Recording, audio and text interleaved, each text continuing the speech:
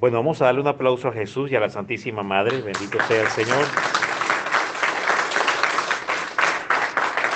quien nos ha reunido aquí en Omaha para poder compartir con este maravilloso grupo Almas para Cristo de la Renovación Carismática Católica, donde pues hoy se me ha invitado y miras que el día de mañana pues vamos a tener un maravilloso taller de sanación familiar, pero al grupo de servidores pues se me ha pedido compartir una charla que los pueda animar, ¿verdad?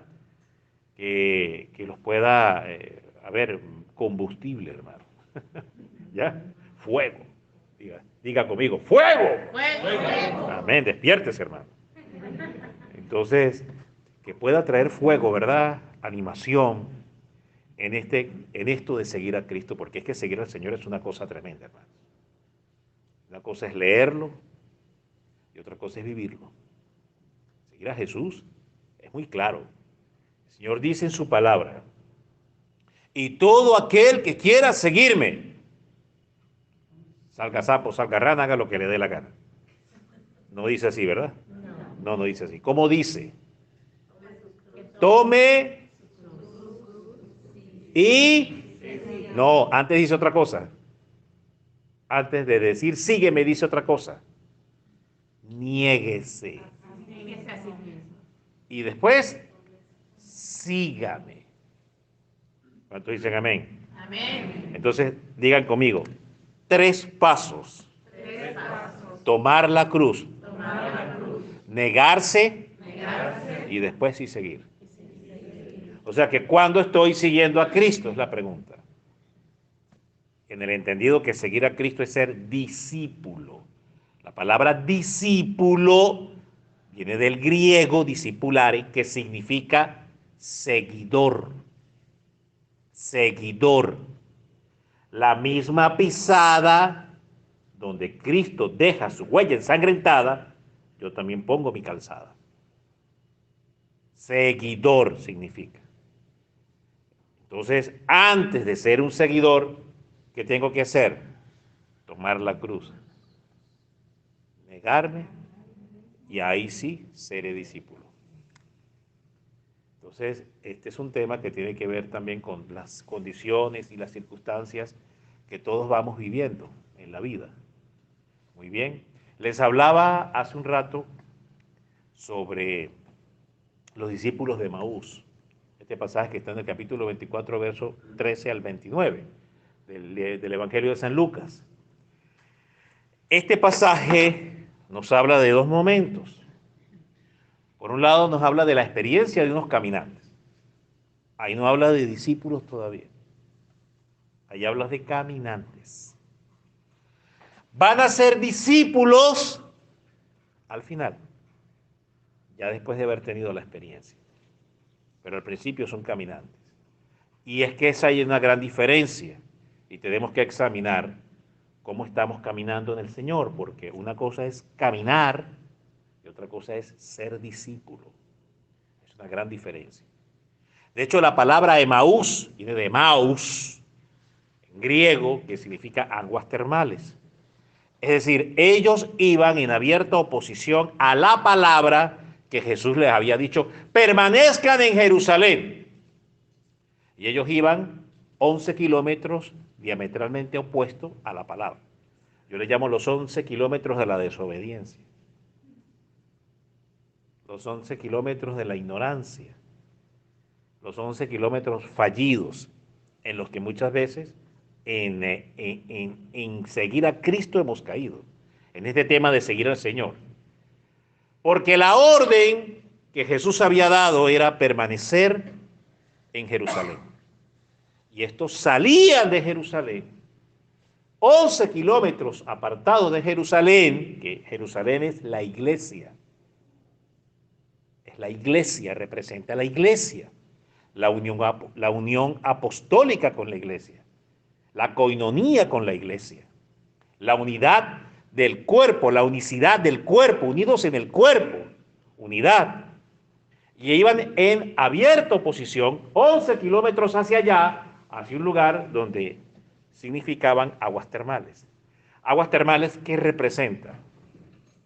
Pues lo que me da confort, me da espacio, mi deseo, mi zona de confort, lo que a mí me parece, lo que yo creo, la huida, el miedo, el no encarar, el no enfrentar, el huir. Todo eso representa Emaús. Y hacia allá iban estos hombres. Pero entonces, claro, la misericordia los asalta y se les aparece en el camino. Cuando Jesús, sin darse a mostrar, porque ellos no lograban identificarlo al principio, ustedes han leído ese pasaje. Por eso es que no estoy entrando tanto en el tema de leerlo, porque ustedes ya lo conocen. Entonces, ellos entran en un diálogo con el que aún no descubren que es Cristo, y Jesús los reprende. Tardos, tercos, contumaces, duros de corazón. Fueron las palabras que Jesús dirigió a los caminantes de Emaús, aún no eran discípulos. Entonces, nuestra vida es eso. El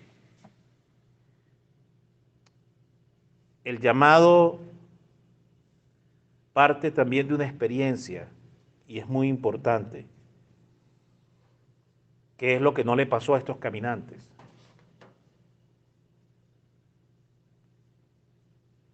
En el cenáculo de la resurrección, aun cuando no se nombre de manera expresa por otros libros místicos, como Catalina de Emmerich, en el que se basa la película de La Pasión de Mel Gibson, como todos sabemos, ¿verdad? Beata de la iglesia, estigmatizada, Catalina de Emmerich, a quien pues se le atribuyen muchísimas profecías. Ella narra muy bien de que la Santísima Virgen María se encontraba presente en ese cenáculo de la resurrección también. Pero estos caminantes no estaban ahí. Entonces es clave en la formación discipular tener un profundo amor y unidad con la Santísima Virgen María. Es clave. Todo auténtico y buen discípulo ama primero hasta la médula a la Virgen. O sea, no se puede concebir, y es muy difícil, y no es porque no se quiera, es que es muy difícil. Y esa es la tragedia de los hermanos protestantes, que quieren ser ejemplares discípulos, pero ¿qué les falta? Los sacramentos, por supuesto, por un lado, la historia de la iglesia, por otro lado, pero sobre todo, ¿qué les falta?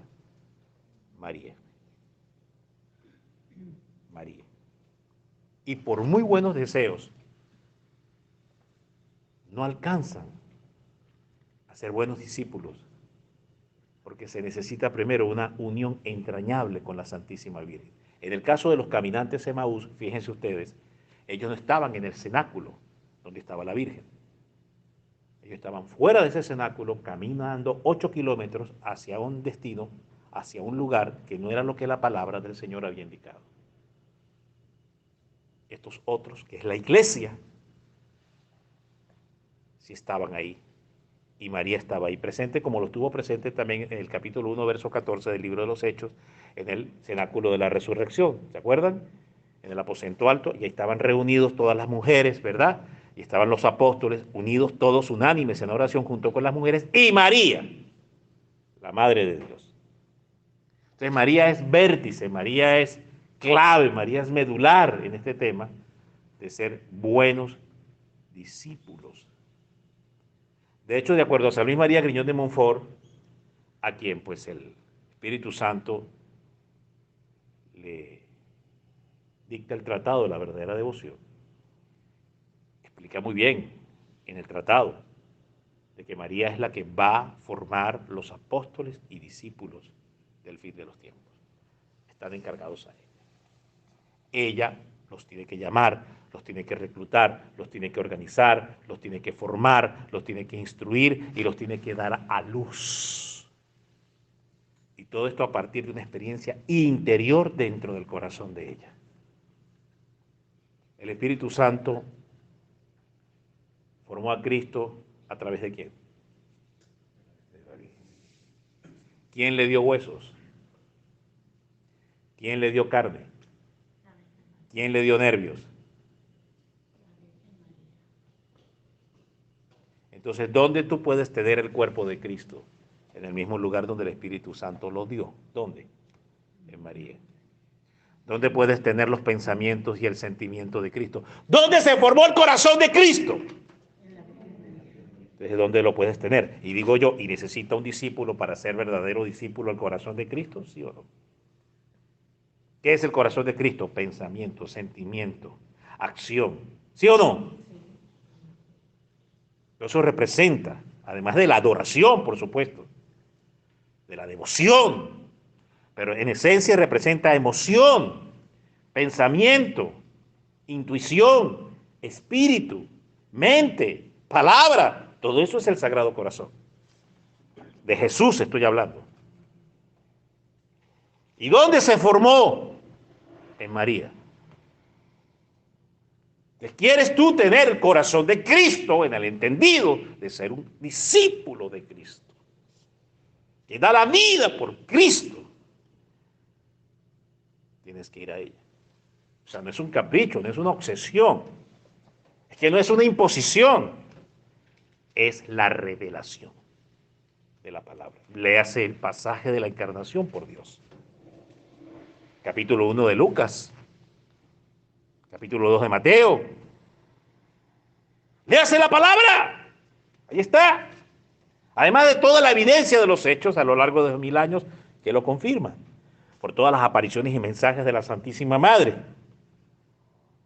De las cuales pues hay un número que ya llega casi a 20 o más, ya reconocidas oficialmente por la Santa Sede, por la Iglesia. Entonces la Virgen es clave en este tema. Para que no nos pase como los caminantes de Maús. ¿Cómo iban los caminantes de Maús? Extraviados, confundidos, atribulados, aturdidos, perdidos. Lost in the space. Perdidos.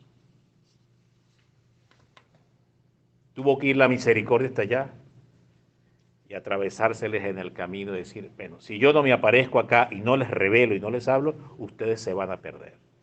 Y finalmente esa es la obra de misericordia, por asalto. Les llegó el Señor por caído de paracaídas, pues ahí. Les llegó por asalto, para salvarlos. Y así Él hace, ¿no? De hecho, los caminantes de Maús es una figura interesante porque la parábola de la oveja perdida, ¿se acuerdan? Dejó a las 99. ¿Dónde estaban las 99? ¿Y dónde estaba la una perdida? O sea, las 99, si lo encajamos en la figura de la parábola, la 99 es aquel cenáculo de la resurrección donde está la Virgen. Los dejó ahí. ¿Y la una perdida cuál era? Los de Maús. Allá fue a buscarlo, los collados del extravío y de la confusión y del desconcierto y del miedo y el temor. ¿O cómo estaba el corazón de los caminantes? ¿Cómo estaban? Triste. Pero la tristeza era ¿qué? Frustración. A ver, defínamelo. ¿Qué es tristeza? Tristeza porque perdió su equipo de béisbol el partido, ¿no, hermano? ¿Cuál era la tristeza? Era impotencia. Trata de entender lo que es esa expresión de tristeza ahí escrita por el evangelista. ¿Qué era la tristeza? Estancamiento, ¿o no? Parálisis, ¿o no? Ignorancia, ¿o no? Falta de discernimiento, ¿o no? Confusión, ¿o no? Oscurecimiento en el espíritu. Estaba el espíritu oscurecido. Esas son las características de un verdadero discípulo. Ese es el antidiscípulo. Y entonces, todas estas condiciones, además de impotencia, miedo, temor, la tristeza representa todo eso, ¿o no? O sea, arrastra todo eso. Y así se los encuentra, es la oveja perdida, en los collados, herida, golpeada por los peñascos. Y allá va el buen pastor que es Jesús.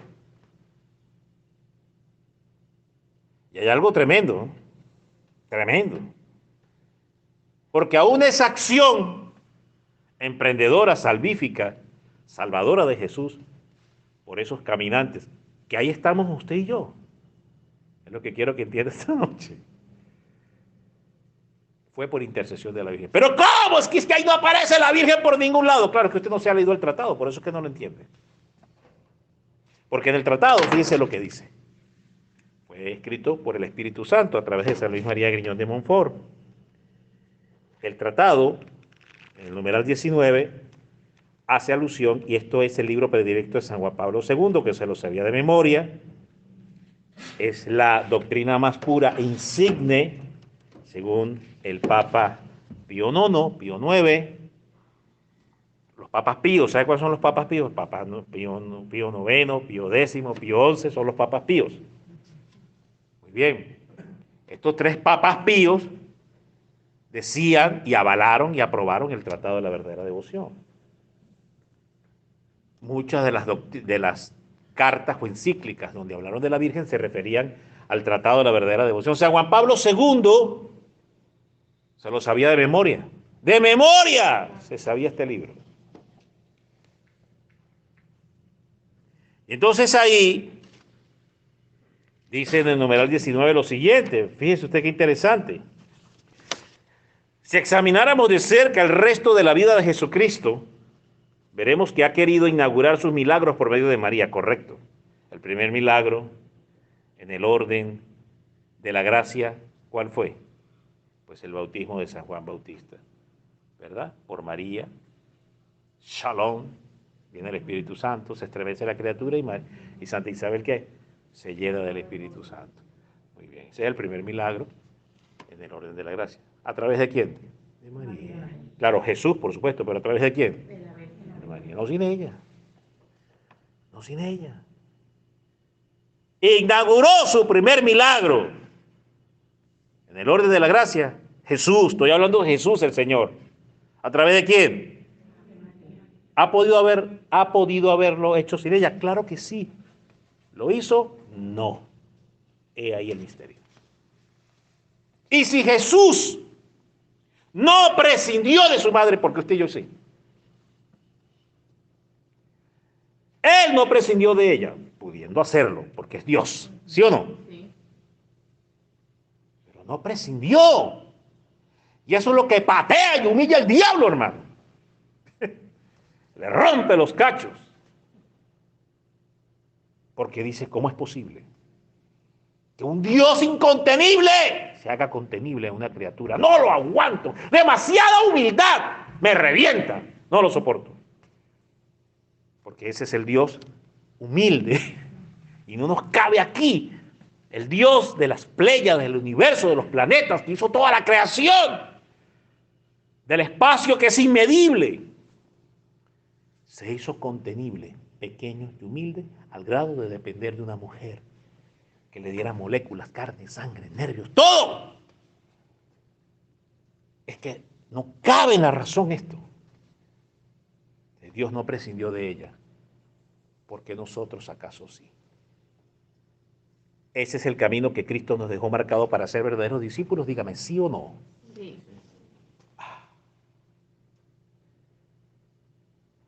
Es que la primera llamada, porque son 13 características, que el tiempo me lo permita, las voy a nombrar rápidamente, las 13 características de un buen discípulo. Primeramente, los discípulos son llamados. Segundo, los discípulos responden. Tercero, el discípulo ama. Cuarto, el discípulo da fruto. Quinto, el discípulo es obediente, así como usted y yo, muy obedientes. El discípulo recibe enseñanza. El discípulo sigue, es seguidor. El discípulo tiene la mirada puesta en el cielo. Pero dígame usted, ¿quién la tiene más puesta? ¿María o usted o yo? La madre. Muy bien. Seguimos. El discípulo carga con cruces. El discípulo emplea el tiempo en la oración.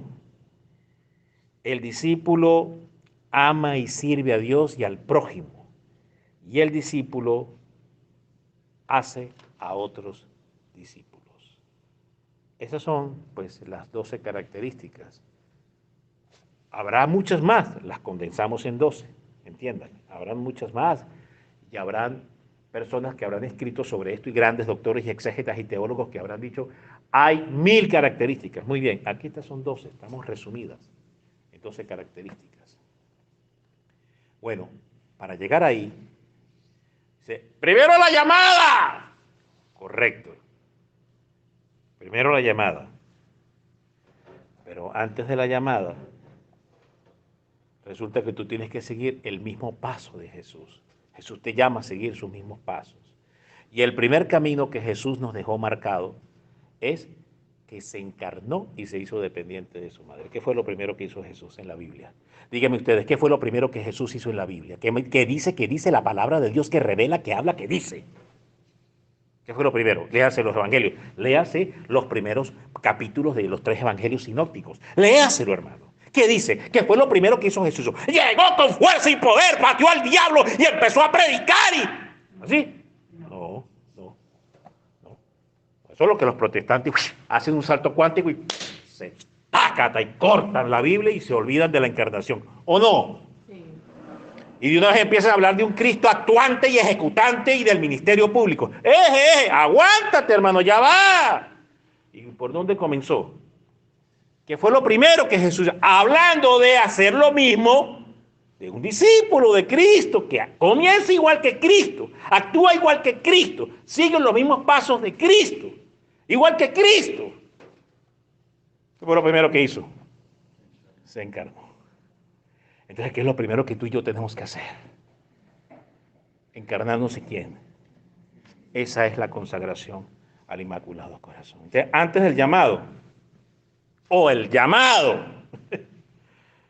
primer llamado que Jesús nos hace es consagrarnos al corazón de su madre. Y le quiero leer esto, que se lo dejé aquí, el numeral 19 del tratado. Si examinamos de cerca el resto de la vida de Jesucristo, veremos que ha querido inaugurar sus milagros por medio de María. Mediante la palabra de María santificó o consagró a San Juan en el seno de Isabel, su madre.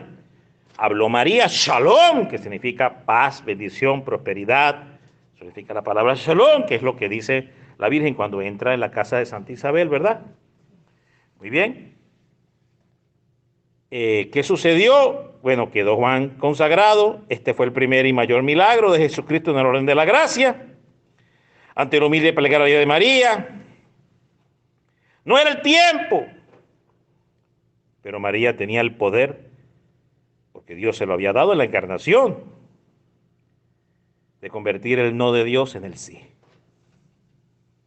Digan conmigo, la Virgen recibió en la encarnación cambiar los tiempos de Dios. No es un poder de ella. ¿Quién se lo dio? Dios.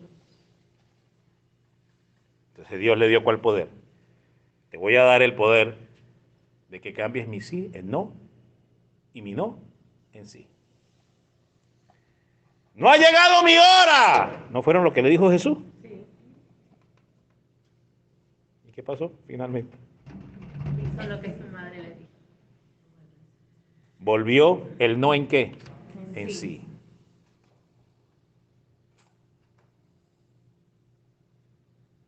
Entonces, ese fue el primer y segundo milagro en el orden de la naturaleza. Transformó la naturaleza. El primero es de la gracia, de Juan en el vientre de Isabel, y este segundo es que el agua transformada en vino, en las bodas de Caná. ¿Correcto? Bueno, muy bien. Que sobre eso hay algo bien interesante. Interesantísimo. Va Jesús a hacer su primera incursión pública como el mero mero, ¿sí o no? Rey de reyes, Señor que señores, ¿sí o no? Amén. Y entonces Jesús en el camino, porque tuvo que haber caminado un camino antes de llegar a la boda de Caná, o llegó en una nave, ¿cómo llegó? Ah, bueno. Y al lado de él iba ¿quién? ¿Quién? Ah, no estaba ahí en la cena. Ah, también, correcto, ya voy para allá. Tranquilo, piojo, que el pelo es largo, no me angustie. Entonces resulta que entendemos que en la escena está Jesús, está María y están los discípulos. ¿O no dice Juan capítulo 2 eso? ¿Sí o no? Que por cierto, Juan la nombra 4 veces, usa la palabra madre. Madre. 4 veces. Se refiere a la Virgen como madre. O sea, es madre de Dios. ¿Jesús es Dios? Pregunto. ¿Es Dios? ¿Y María es madre de Jesús? Entonces, ¿María es madre de Dios? Sí, hermano. Aunque le duela al diablo y a los protestantes, es madre de Dios. Amén. Y Juan lo dice 4 veces. Bueno, entonces, evidentemente, en una lógica procedimental deductiva, si vamos hacia atrás, pues llegaron ¿cómo? Pues caminando. ¿O no? ¿O no? Y ahí va Jesús, ¿verdad? ¿Sí o no? Sí. Y su madre iba al lado, ¿sí o no? Sí. Y los discípulos, ¿sí o no? Sí. Entonces iba Jesús a hacer el primer milagro de su incursión pública en el inicio de su ministerio. Y al lado iba su madre. La referencia era María. Entonces la pregunta es, y niéguemelo a ver si puede. ¿Los discípulos seguían solo a Jesús o también a María? También a María. No sé si la Virgen se merece un aplauso, hermano.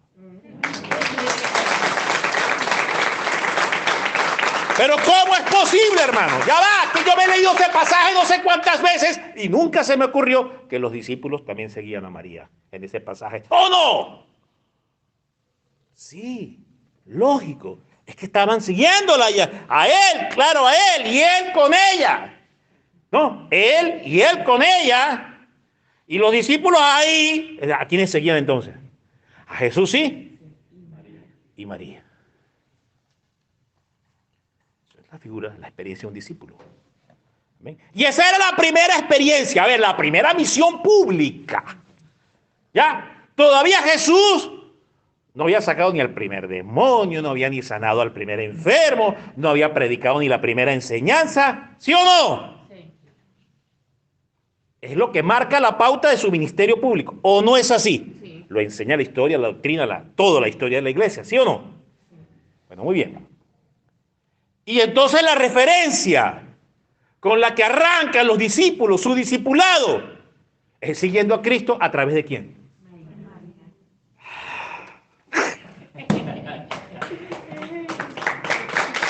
Qué hermoso, ¿verdad? Pero ¿cómo es posible ese pasaje? ¿Cuántas veces? Yo nunca me había dado cuenta de esto. Porque hoy ha llegado entonces el tiempo, así como llegó el tiempo de multiplicar el agua, transformar el agua en vino, hermano. Hoy te llegó tu caná.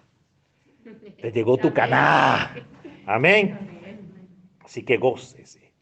Amén. Y quítese esa cara de burro arrepentido, hermano.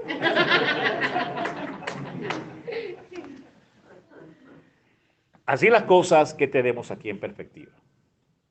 Que entran los discípulos con toda esta imagen, Jesús, y con ella María, por tanto, siguiendo a María. María es la que le sigue la pauta ahí detrás, chacha, llegan.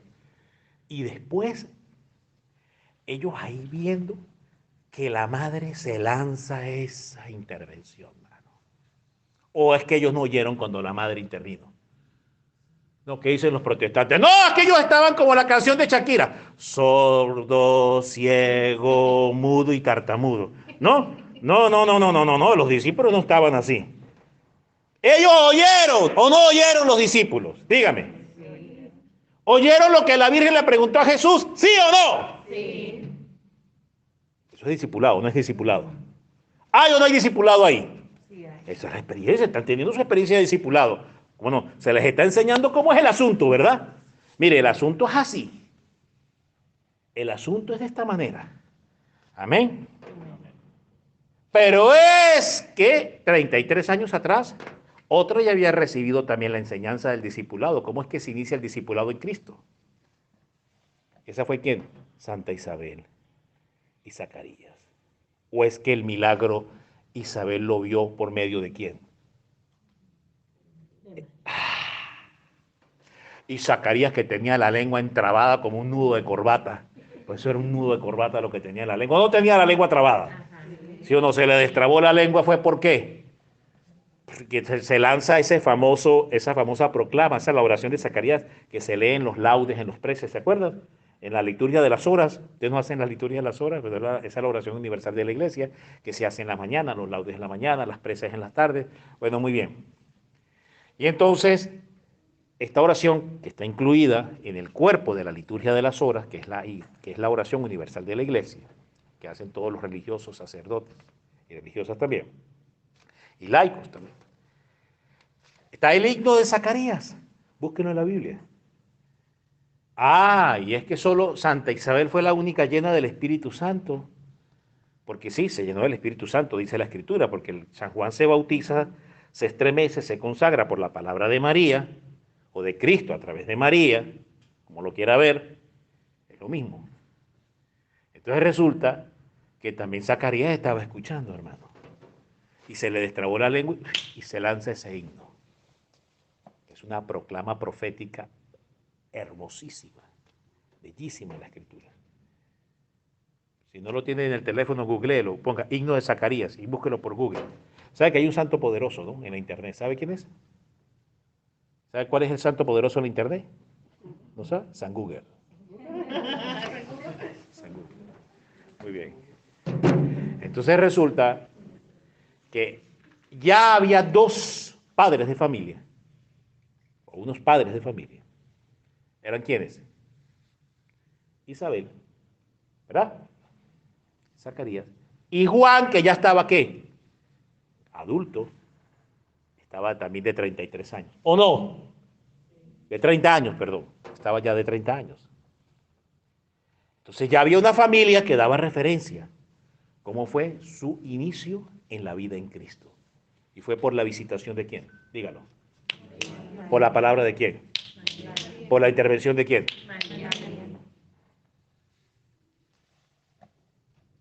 Ah, pero es que a mí nunca me han hablado, me han enseñado. Esto me ha dicho que es a rajatabla, primero y directo con Cristo. Ya va, párese ahí, mijo. Esto primero es uniéndose a la madre. Porque ella sabe más de Cristo que usted, ¿o no? Amén. Ella ora mejor que usted, ¿o no? Sí. Y ella le pide a Cristo y Cristo le hace caso. ¿Usted? ¿Quién sabe? Además, la madre huele fragante, usted huele a zorrillo, hermano. Entonces es mejor que lo pida ella, ¿o no? Sí. Y aquí se prueba nuestra humildad. Porque seguimos el mismo modelo de Cristo, iniciando el discipulado con Cristo, haciendo lo mismo que Él hizo, con el que inician los 4 evangelios. Uniéndose a María, encarnándose con María y dependiendo de María en todo como Él dependió. Eso es ser discípulo. Así comienza un verdadero discípulo. Uniéndose a la madre. Vea lo que dice aquí el Espíritu Santo. Esto lo escribió el Espíritu Santo, numeral 114. Habla de que lo escribió y lo redactó fue el Espíritu Santo, el libro predilecto de los papas, doctrina oficial mariana, la doctrina más pura, más insigne de la iglesia, de magisterio mariano, de teología mariana, es el tratado. Reconocido por todos los últimos papas de los últimos 300 años. Usted me dirá. Entonces dice lo siguiente, vean, qué tremendo esto. Era su primer milagro en el orden de la naturaleza, lo de Caná. Comenzó y continuó sus milagros por medio de María. Comenzó sus milagros Jesús por medio de quién? De María. Y aquí dice lo siguiente. Comenzó. Y aquí agrega una I copulativa. Diga, I copulativa. I copulativa. No es disyuntiva. Disyuntiva es que desune. O sea, esto o esto. Y es que van las dos. No puede ir esto sin esto, ¿verdad? Eso significa I copulativa. Entonces, hay una I copulativa aquí. Mire lo que dice. Y continuó Jesús, y continuó sus milagros por medio de María. Y por medio de ella lo seguirá realizando hasta el fin de los siglos. Amén. Amén. Ahora, dígame cualquier milagro estridente, ruidoso, sobrenatural, portentoso, maravilloso, increíble, extraordinario de Jesús en el Evangelio. Uno solo, el que usted quiera. Menciónamelo, cualquiera. Cualquiera. El que usted más le llama la atención. Uno. El que usted quiera. Correcto, fue por intercesión de María. Pero que ahí ya no está. No está. Pero ya en la encarnación Jesús le dijo que iba a resucitar a Lázaro. Y contó con la aprobación de ella. Eso lo dice el numeral 248. Claro, como no se lee el tratado, pues tiene que leerlo. Ahí traje unos cuantos. Yo traje varios. Ahí traje unos poquitos. A ver si se anima y se lo lleva, hermano. Y se entera de esta historia, hermano, porque así como va, está como los caminantes de Maús, ¿entienden? Como eran que perdidos, que no entendían ni una pepa de guanábana, hermano. Perdidos andaban. De hecho, así dice, ¿no? Que eran totalmente perdidos, extraviados, llenos de miedo, temor, tristeza, todo eso. Y eso pasa como ellos, porque ellos no estaban en el cenáculo de Jerusalén, donde estaba la Virgen. Estaban fuera. Y por eso era el miedo, el temor. Cuando iniciamos una experiencia en Cristo sin María, nos pasa como los caminantes de Maús, confundidos, llenos de miedo, temor, tristes, deprimidos, apagados, derrotados y abatidos. Pero si metes a María en la fórmula, si metes a María en la ecuación, la cosa cuadra. Y pasas el examen, hermano. Amén. Amén. Porque eso cuando usted hace un examen de matemática, 1 más 1 es, y usted pone 3. Pero si usted pone el resultado correcto, va bien. ¿Y cómo hacemos para que la fórmula cuadre? Correcto. María más Jesús. Igual, acierto, gracia, bendición, éxito, amén, triunfo, un apostolado bien dirigido, bien llevado a cabo. Amén. Amén. Comienza por hacerse íntimo, entrañable, ultra, guau, mega, súper amigo de María. ¿Ya? ¿Lo entendió? Que usted sude a María. Sude y exude. Inhale y exhale a María. Hermano, ¿y dónde está eso en la Biblia? Tranquilo, mijo, no es angustia. ¿Le parece poco la encarnación? ¿Qué fue eso? Es que fue el dogma más grande lo que ahí sucedió. Entonces, todos los milagros que Jesús hizo, los primeros que ya sabemos, Caná y el bautismo de San Juan, y continuó haciendo todos sus milagros, es decir, todos los que hizo en el Evangelio, de acuerdo a San Luis María Griñón de Montfort, por lo que le dice el Espíritu Santo, fueron por intercesión de la Madre. Todos. Porque Él la llamó a ser partícipe de esa bendición. Digan conmigo, la iglesia dice en el documento de la Lumen Gentium, en el punto 50, que María tiene omnipotencia suplicante. ¿Y qué es omnipotencia suplicante? O la omnipotencia suplicante o la súplica omnipotente. ¿Qué significa? Que todo lo que pide, de hecho dice San Luis que María es el lado flaco de Cristo. El lado flaco, débil de Cristo. La única fibra, membrana débil donde Jesús se deja meter todos los goles y ganar el partido es María. No sé si la madre se merece un aplauso, hermano.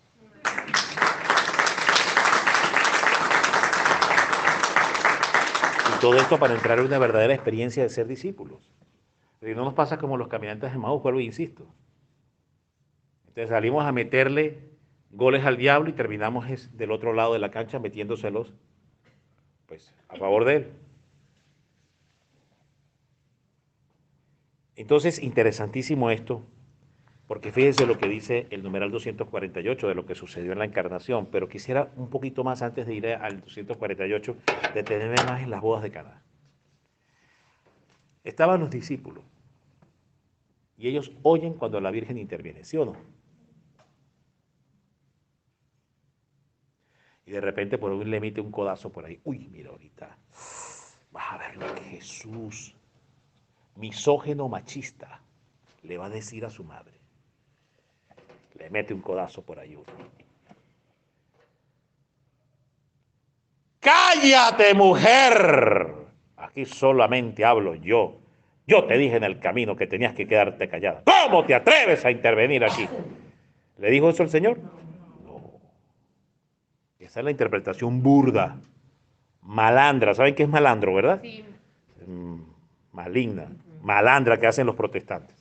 Porque los protestantes hacen una interpretación burda, diabólica, maligna de ese texto. Y no es la correcta interpretación.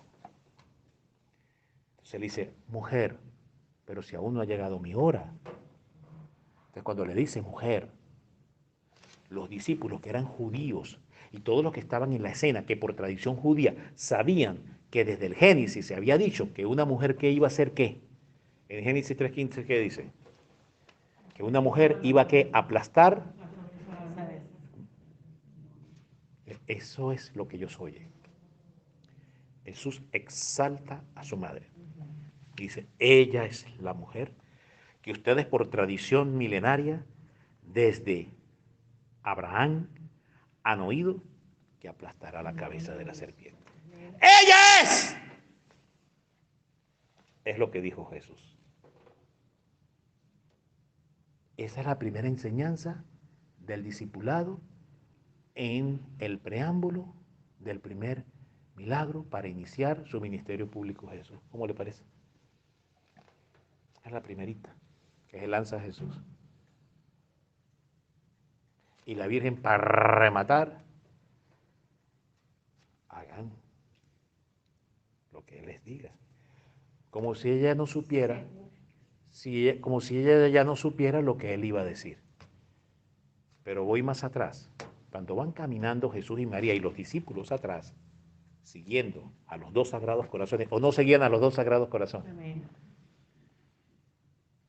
Resulta que Jesús sabía que María iba a preguntar, ¿sí o no? ¿Jesús es Dios? Sí. Dice capítulo 1 de Juan, y el verbo era con Dios, ¿sí o no? Sí. Y desde toda la eternidad era y había sido con Dios, ¿sí o no? Sí. Esa es la parte teológica del primer capítulo de Juan. Dice así dice. Por tanto, Jesús sabía, ¿verdad? ¿Desde cuándo lo sabía? Desde la eternidad. O sea, ¿cuánto tenía Jesús esperando, hermanos? Piensen en eso. ¿Cuánto tiempo tenía Jesús esperando que la Virgen interviniera? ¿Cuánto tiempo tenía esperando? Una eternidad. Ahora usted, sáquemele fuego al fósforo, a ver si puede, mío. Dígame cómo se encontraba el Sagrado Corazón. Hábleme de la parte expectante, la parte expectativa, expectante y esperante. Cómo se encontraba el Sagrado Corazón cuando iba caminando con su madre y los ángeles que iban custodiando a los dos Sagrados Corazones que también sabían, y él que también sabía, y cómo estaba la flama del Sagrado Corazón rumbo a las bodas de Caná. ¿Cómo estaba Jesús? Que tenía una eternidad esperando y sabía que su madre en pocos instantes iba a intervenir. Defíname eso. A ver. ¿Cómo estaba el Sagrado Corazón de Jesús? Aburrido, triste, por fin va a hablar esta mujer. ¡Ah, qué cansón! ¡Ah, por fin va a hablar! ¿Cómo estaba? Ansioso. Pero tiene idea, trata, intérnese ahí, métase en ese momento, hermano. Para que lo entienda y lo viva. ¿Cómo estaba el Sagrado Corazón? ¿Entiende eso? La ansiedad, la divina ansiedad. Que tenía esa flama encendida, o no tenía la flama encendida la divina ansiedad. ¿Cómo ardía? Dígame cómo ardía. Sabiendo que su madre iba a intervenir y que tenía una eternidad esperando, porque marcaba el inicio de su ministerio público, esa intervención. ¿O acaso en el camino, mira madre, ya tú sabes cómo es esto? Calladita te ves más bonita. Te me quedas calladita, no vas a meter la cucharada. Aquí soy yo el mero mero. Y tú calladita, nada de intervenir. Callada. ¿Le dijo eso? No. Por tanto, cuando el Sagrado Corazón, que tiene una eternidad esperando, espera y a su vez calla, no dice nada. ¿Qué es? ¿Qué es eso? ¿Qué es eso? Dios mío. Divina voluntad, en su grado más puro y perfecto, esperando que ella intervenga en la escena. Para que, digan conmigo, la palabra de María, inauguró los tiempos. del actuar de Jesús? No, pues más nada, ¿no? Cualquier cosita. Es un detalle teológico allá. No, que va, hermano. Eso sobrepasa nuestra mente, nuestro entendimiento. La otra. Jesús sabía que su madre iba a preguntar y tenía una eternidad esperando, el fuego encendido de la divina expectativa, de la divina ansiedad. Ahora, ¿también sabía lo que iba a preguntar, sí o no? ¿Cuánto tiempo tenía esperando sabiendo que iba a preguntar? ¿Cuánto tiempo tenía sabiendo y lo que iba a preguntar? Una eternidad. Una eternidad esperando. Sabiendo, tenía una eternidad sabiendo lo que iba a preguntar.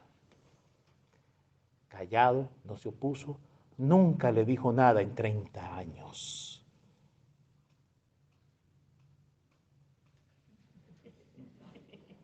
¿Ah? Qué tremendo esto. ¿Ah? Y la deja intervenir, deja que ella inaugure la escena, haga gala de su intervención. Y de paso llega y la señala y le dice, mujer. Esta es la mujer de Génesis 3:15. Esa es la primera enseñanza de discipulado. Y ella confirma, como si ella no supiese, porque ella ya sabía lo que también él iba a decir. Ah, es que los dos sagrados corazones estaban desincronizados. No. ¿Estaban desarmonizados? No. ¿No estaban de acuerdo ni puestos de acuerdo? No. ¿Cómo estaban? Completamente unidos en un mismo espíritu y en una misma carne, porque la carne de María es la carne de Cristo y la carne de Cristo es la carne de María. Y la sangre de Cristo es la sangre de María y la sangre de Cristo es la sangre de la Madre. Estaban unidos en un mismo corazón. Entonces, por tanto, ahí no había desincronización, al contrario, había total complementariedad, unidad perfecta del uno con el otro. Entonces sabía muy bien. Y aquí es donde quiero hablarte justamente de lo que dice el numeral 248.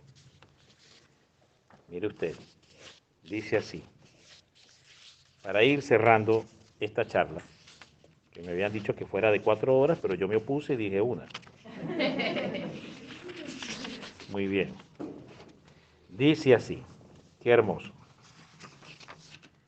A ver. El tiempo no me permite detenerme aquí para explicar las excelencias y grandezas del misterio de Jesús que vive y reina en María. Es decir, de la encarnación del Verbo. O sea, lo que ahí sucedió en la encarnación es algo que ni el teólogo más brillante que haya podido existir o que pise la tierra puede entender. Es algo que escapa totalmente a la razón humana, de lo que sucedió místicamente y espiritualmente entre Jesús y María. Aquí el Espíritu Santo, sin embargo, arroja algunas luces. Dice, me contentaré con decir 2 palabras nada más. Dice, que este es el primer misterio de Jesucristo, el más oculto, el más elevado y el menos conocido. ¿Cuál es el misterio más oculto, más elevado y menos conocido? El de la encarnación. Amén. Sabemos mucho más de lo que sucedió en la crucifixión, ¿sí o no? Las 7 palabras que dijo Jesús, ¿sí o no? Todos los que estaban en la escena, ¿sí o no? O sea, la Biblia nos da muchísimo más información revelada de lo que sucedió en la cruz, pero de la encarnación solo nos dice, vino la sombra del Espíritu Santo y el Santo Ser se encarnó. Eso es todo lo que nos dice, ¿sí o no? Sí. Entonces es cierto. Es cierto. Mire, y sigue, que en este misterio Jesús, en el seno de María, al que por ello denominan los santos la sala de los secretos de Dios, digan conmigo, el seno de María. El seno de María Es es la sala de los secretos de la Dios. sala de los secretos de Dios. Y aquí le va el batazo, se lo voy a decir. Jeremías 23. Pero no le voy a dar el verso para que no sea tan sinvergüenza y va y lo lea. Capítulo 23. No le doy el verso, vaya y lea el capítulo para que lo encuentre. Le hace todo el capítulo. Ahí habla de la denunciación, hace una denuncia sobre los verdaderos y falsos profetas. Cuándo se es un verdadero profeta y cuándo se es un falso profeta. Entonces Jeremías, para explicar por el Espíritu de Dios una condición sine qua non de cuándo se es un verdadero profeta, es que un verdadero profeta, Dios le ha revelado su palabra en el secreto de Dios. Dice, ¿y quién es aquel que ha ido a mi secreto? Y en mi secreto yo le he revelado mi palabra. Por eso, ¿y quién es entonces la sala de los secretos de Dios? María. Es decir, que todo auténtico profeta tiene que nacer y vivir en el corazón inmaculado de María. Amén. Por eso todos los grandes santos de la iglesia y todas sus grandes intervenciones proféticas y aportes proféticos a la iglesia es porque fueron marianos. Marianos. Amén. Amén. Entonces, mire, dice así, que en este misterio Jesús en el seno de María, en el que a ellos denominan los santos, la sala de los secretos de Dios, ¿qué hizo Jesús con María en eso? En el seno, cuando Jesús se encarna. ¿Qué hizo? Aquí les va el batazo. Aguántenlo a ver si puede. Escogió, de acuerdo con ella, a todos los elegidos. En ese momento de la encarnación, Jesús le muestra a María todos los que se habrían de salvar. ¿Y los elegidos son discípulos, sí o no? Todos los discípulos de Cristo que iban a tener el llamado, la misión, la visión y la unción, fueron escogidos por Jesús en unidad y de acuerdo con María en la encarnación. Le fue nombrando uno por uno, con nombre, apellido, fecha, año, todo. Número de ID, todo completico. Todo. Yo, madre este, sí, hijo mío. Madre este, sí, hijo mío. Madre esto, sí, hijo mío. La hizo partícipe y junto con ella, eligió junto con ella a todos los elegidos de la historia de la salvación, es decir, los discípulos auténticos de Jesucristo. Eso se llama corredención. Amén. Amén. Él es el que redime, sí, pero entonces Él la hace partícipe a ella y la invita a que haga un papel de corredención junto con Él, que es el Redentor. ¿Para elegir a quiénes? A los verdaderos discípulos que habrían de vivir en todos y cada uno de los tiempos de la historia y en especial en este tiempo que se define como los últimos días o el final de los tiempos que estamos viviendo. Todos fueron entregados a la Madre. Así que, querido hermano, esta historia de ser discípulo comienza primero ¿por dónde? Por unirse y consagrarse al Inmaculado Corazón de la Madre.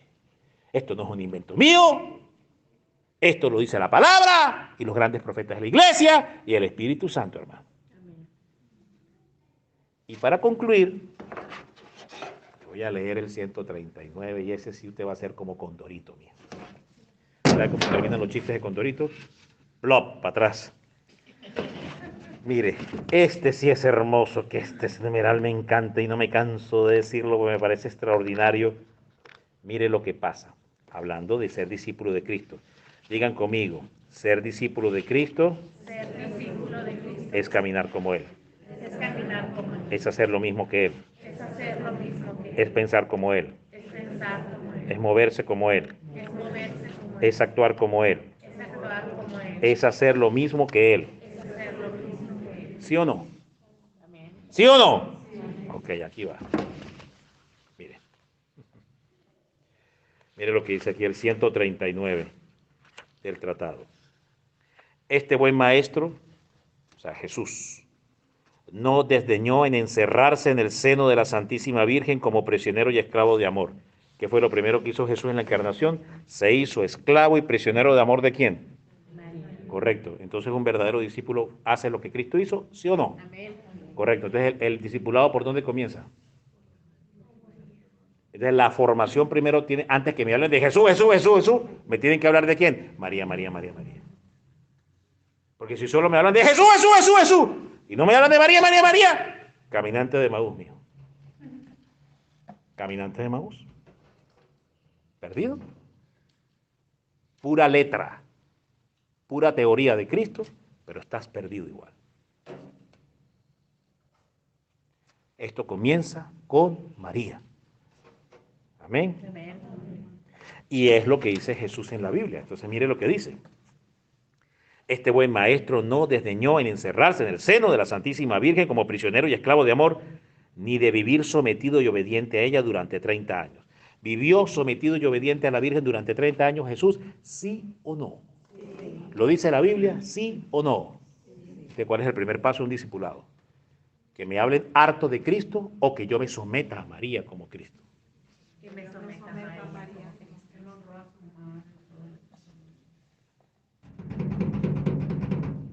Y eso no se dice mucho, no se explica mucho. Claro, al diablo no le interesa. Al diablo no le interesa. Una mujer vino el pecado y por una mujer.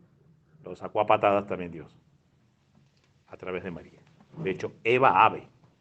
Eva, pecadora, ave salvadora, ¿sí o no, verdad? Invierta Eva, invierta la palabra, inviértala. Ave. Ahí está. Denle un aplauso a la madre, se lo merece. Entonces mire cómo dice, este buen maestro no desdeñó en encerrarse en el seno de la Santísima Virgen como prisionero y esclavo de amor, ni de vivir sometido y obediente a ella durante 30 años. Ante esto, lo repito, se anonada la razón humana, lo hemos explicado, es que no cabe en la mente esto, no cabe, hermano. Sigo. Si reflexiona seriamente la conducta de la sabiduría encarnada, la sabiduría encarnada es lo que Jesús hizo en María. Él es la sabiduría encarnada, la sabiduría se encarnó en ella, ¿sí o no? Que es Jesús, muy bien. O la divinidad encarnada, también, es lo mismo así. Muy bien, que no quiso, aunque hubiera querido o podido, entregarse directamente a los hombres, sino que prefirió comunicarse por medio de María a ellos, correcto. Jesús antes de venir a encarnarse a María le ha podido haber dicho a Elías, que era el que estaba en el cielo, porque Elías y Enoc eran los únicos dos que estaban en el cielo, ¿verdad? Que no vieron muerte y fueron llevados en cuerpo y alma al cielo, como lo dice la escritura del Antiguo Testamento. Entonces Elías llegó al cielo ¿con qué? ¿Con qué? Con una carroza de fuego, ¿sí o no?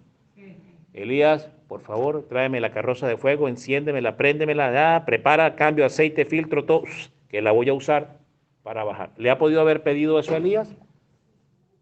¿Usó la carroza de Elías para descender? No.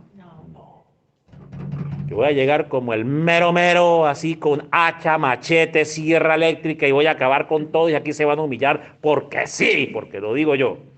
¿Llegó así? No.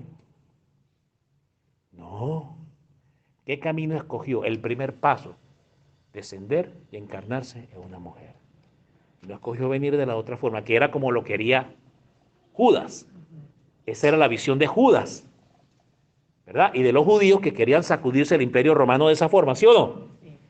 Que llegara un rey poderoso, así como lo pensaba Judas, como lo quería Judas, ¿verdad? Y Jesús dijo, no va a ser así. Esto va a ser con humildad, misterio y silencio. Amén. Amén. Así es que se va a derrotar al diablo. Esto no va a ser con armas humanas, sino con gracia, poder y señorío de Dios. Amén. Por eso que cuando vemos enseñoreado al diablo con muchos gobernantes en el mundo haciendo mucho ruido, ¡voy a acabar al mundo con bombas atómicas! Diga lo que le dé la gana. Usted no tiene la última palabra la tiene Dios. Usted es un mortal miserable, igual que yo. La última palabra la tiene el Señor. O sea que cuando salga un político amenazando que va a destruir el mundo, ríase. Ríase de eso, porque el que tiene la última palabra es Dios. Amén. Amén. Humildad, misterio y silencio. Muy bien. Entonces seguimos aquí. Mire esto, qué hermoso. Ni quiso venir al mundo a la edad del varón perfecto, es decir, ya a los 30 años, ya crecido, descendido con la carroza de Elías, echando fuego y látigo y espada por todos lados y acabando con los enemigos. No quiso venir así. Que era como Judas quería. ¿Ok? Muy bien. Independiente de lo demás, sino como niño pequeño y débil, necesitado de los cuidados y asistencia de su Santísima Madre. ¿Cómo comienza un verdadero discipulado en Cristo? haciéndose un niño pequeño y débil, necesitando de los cuidados y asistencias de la Santísima Virgen. Así comienza un verdadero discipulado en Cristo. Porque es el modelo y el camino que Él me dejó. ¿O no? Fue el ejemplo que Él me dejó. ¿O no? Para que yo lo siguiera. Seguimos. Esta sabiduría infinita, inmensamente deseosa de glorificar a Dios su Padre, salvar a los hombres, no encontró medio más perfecto y rápido para realizar sus anhelos que someterse en todo a la Santísima Virgen, no solo durante los 8, 10 o 15 primeros años de su vida, como los demás niños, sino durante 30 años. Y durante este tiempo de sumisión y dependencia que Jesús hizo de María, glorificó más al Padre que se hubiera empleado todos estos años en hacer milagros, predicar por toda la tierra y convertir a todos los hombres. Agárreme este trompo en la uña. ¿Saben qué es un trompo, no? A ver, agárreme el trompo en la uña, a ver si puede. Dio más gloria al Padre Jesús por someterse a María que haber llegado y para dedicar con una fulminancia y haber convertido a todo el mundo, incluido el diablo. Le dio más gloria al Padre por su sumisión a María. Pero es que la labor de un discípulo es predicar por toda la tierra. Sí, pero Jesús le dio más gloria al Padre por someterse a María que haber predicado por toda la tierra y haber convertido al mundo entero, incluido el diablo. Le dio más gloria al Padre ese acto de humildad y sumisión. Amén. Amén. Entonces el Padre, lleno de gloria, dice, ahora los salvo. A todos esos. Voy y los salvo. Derramo mi salvación sobre todos ellos. Es un misterio enorme. Mire cómo dice. Que si no hubiera hecho esto, o cuán altamente glorifica a Dios, quien a ejemplo de Jesucristo se somete a María. Cuán altamente glorifica un discípulo a Dios Padre, que al igual que Jesucristo, se somete, como Él, a María. Ese es el primer paso en el discipulado. La unión y consagración al Inmaculado Corazón.